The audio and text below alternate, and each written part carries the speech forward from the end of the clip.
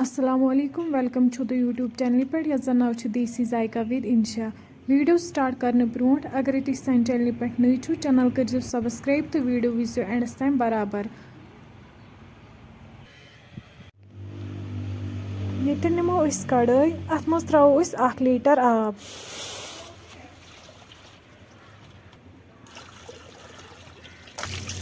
one ये कॉकुर यह साफ कर असल पे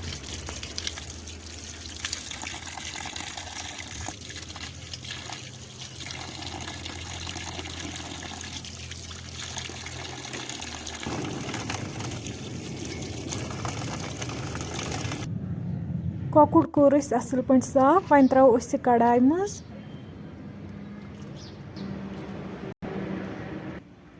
अत मज त्रो नुन 2 चमचे कोकड़स लोग असल पे फकर वन कड़न यह अकिस बानस मज नेबर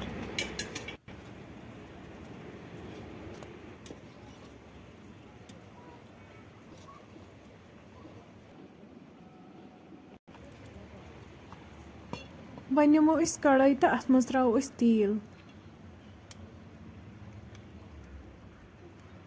तेल गरम गसित त्रो वन अत मज कॉकुर यथ फकर थोमुत दित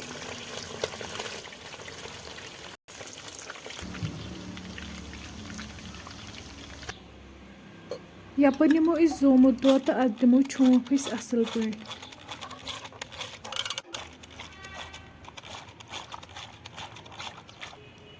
दोदस लोग असल पे छोंक वन निमो गंड 2 तो अमन करो न्युक न्युक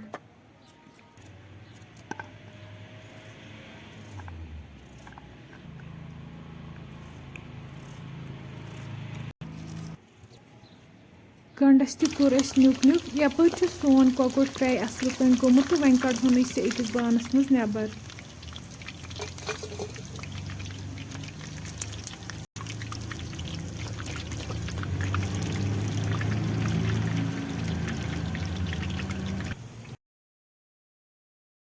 वन निमो बान अत मज त्रो तिल 2 कप युस गंड न्युक न्युक कर थोमुत यह छलो असल पे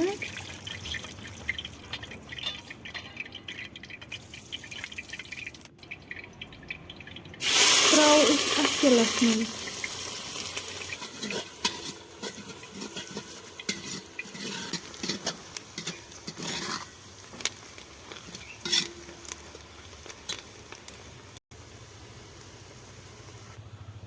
गंड फ्राई गसित वालो वन बोन तेल ठंड गसित वन अत मज त्राउन जोमुत दूध तेल गो ठंड तो वन त्रो अत मज जोमुत दूध थो वन बी दानस पे वन यन दूधस लगातार खलन खलन दिन यीतिस कालस न दूधस ग्रेख यी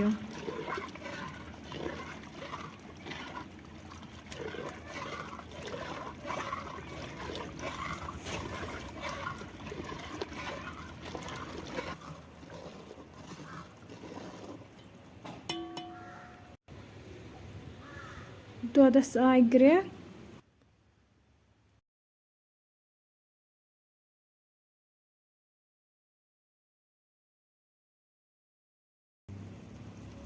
वन त्रो अत मज कॉकुर युस फ्राई कर थोमुत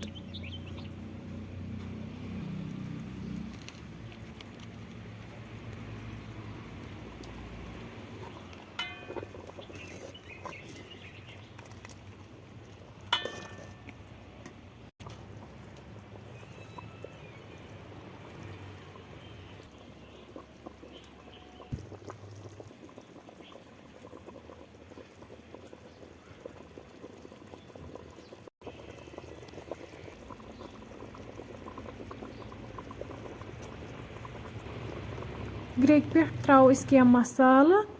सब्ज ٲl दालचीन बादियान पाउडर 1 चमचे पुदीना पाउडर 1 चमचे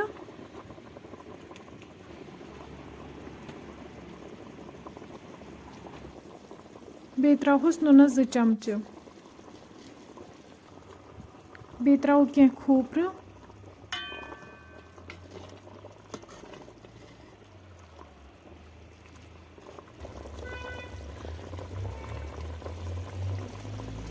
वहीं थो इस पेठ ढकन यीतिस कालस अमिच थोड़ा ग्रेवी कम गसी 10 मिनट बाद तुलो इस ठांड यस सन रेसिपी सो बिल्कुल तैयार गमस वन वालो इस पत्थर